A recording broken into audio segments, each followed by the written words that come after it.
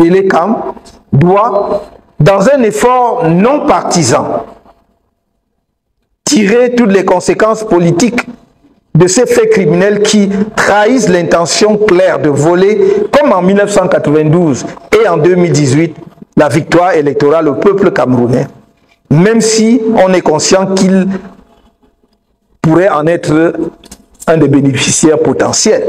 Il doit faire cet effort-là, parce qu'il a la casquette d'un chef de parti, de candidat de parti, mais il a également une casquette ô combien plus importante et plus lourde, celle du président de la République, chef de l'État du Cameroun, qui doit effectivement veiller au respect des lois et qui est le garant de la constitution de notre pays.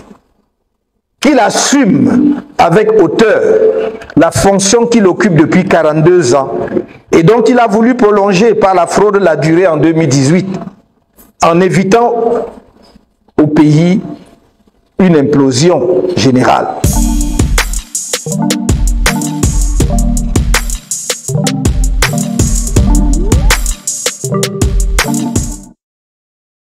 Oui, c'est maintenant qu'il doit agir pour arrêter ce mauvais vent que font souffler sur notre pays à l'approche du prochain scrutin présidentiel les instances dirigeantes de l'ECAM et leurs partenaires techniques allemands, à savoir Giesecke et De Vries d'une part et Veridos d'autre part.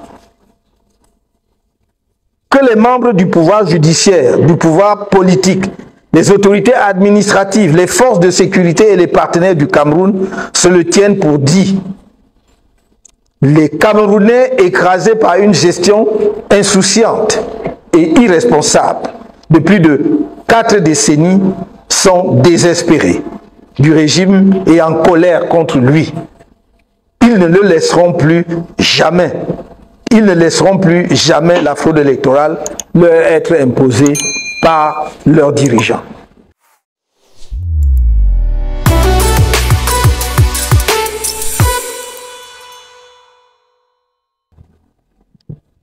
Les partenaires du Cameroun, notamment les autorités allemandes, doivent se sentir interpellés dès à présent par cette déclaration que nous faisons au nom du peuple camerounais, que l'on fait tout pour pousser à bout.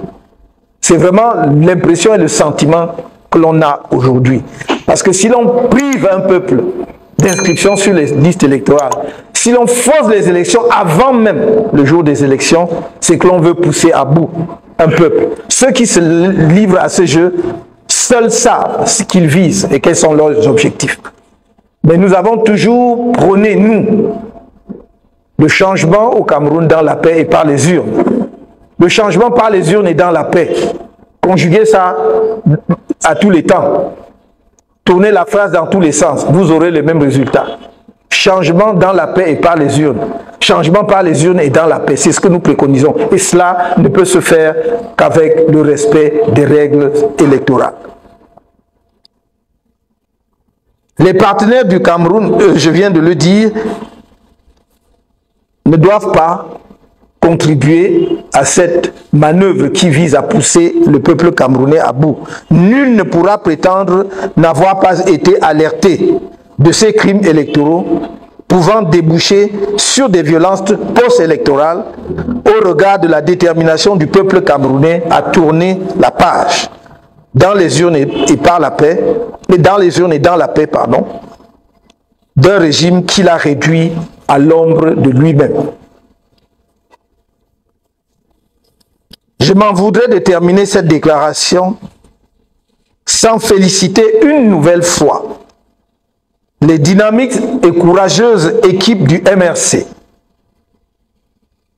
mais aussi les militants d'autres partis politiques, les organisations de la société civile,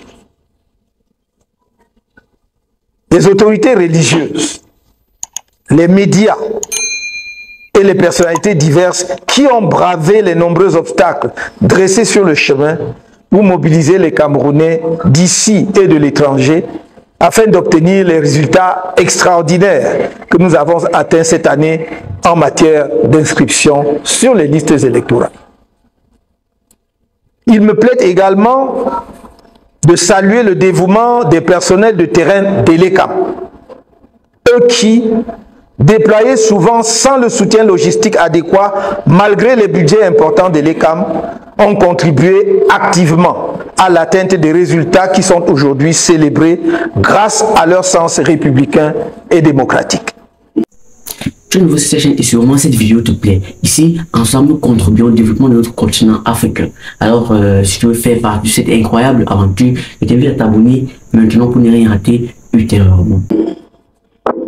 J'adresse une fois de plus mes chaleureuses félicitations aux Camerounais de toutes les régions de notre pays et de toutes les conditions sociales qui se sont levés en masse pour se donner les moyens de participer au choix des dirigeants de leur pays en devenant des électeurs. Ces félicitations vont en particulier aux jeunes, dont la mobilisation sans précédent est un vrai motif de fierté pour leur prise de conscience de la responsabilité historique qui sera la leur lors du scrutin à venir. Leur sursaut citoyen est une source d'espoir pour l'avenir politique de notre pays. J'invite tous les acteurs dévoués à l'avènement d'une vraie société démocratique au Cameroun à mettre à profit la période de suspension des inscriptions qui va de septembre à décembre 2024 pour peaufiner les stratégies devant permettre à notre pays d'atteindre au moins le cap de 10 millions d'inscrits lors de la prochaine campagne qui s'ouvrira le 2 janvier 2025. Parce qu'à l'époque, on avait même soupçonné un secrétaire d'État allemand d'être également impliqué et d'avoir fait jouer en fait son influence. La responsabilité technique de cette société, Giesecke et Devrient, est lourde dans l'escroquerie à la biométrie infligée aux électeurs camerounais et donc dans les crimes électoraux qui sont perpétrés depuis lors par le régime en place. Une autre société allemande, Veridos, est depuis 2015 en charge de la fourniture des équipements pour la sécurisation des données constitutives du fichier électoral, de la fameuse et très suspecte opération de toilettage avec laquelle Elekam fraude et de la très délicate opération de production des cartes d'électeurs. Veridos offre à Elekam, qui est, comme on le sait, totalement soumis au pouvoir, l'appui logistique pour fausser les résultats électoraux au Cameroun. Ainsi, c'est avec son appui technique que le mythe de la première place de la région de l'extrême nord en matière électorale a été construit et vendu dans l'opinion par les officines de fraude du régime.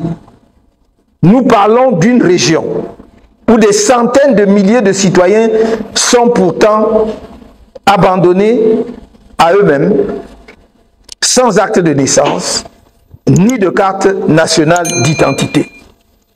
Par quelle magie une région où effectivement les populations sont dans un tel état, où nous connaissons également l'état de paupérisation, par quelle magie peut-elle être le premier vivier électoral au Cameroun?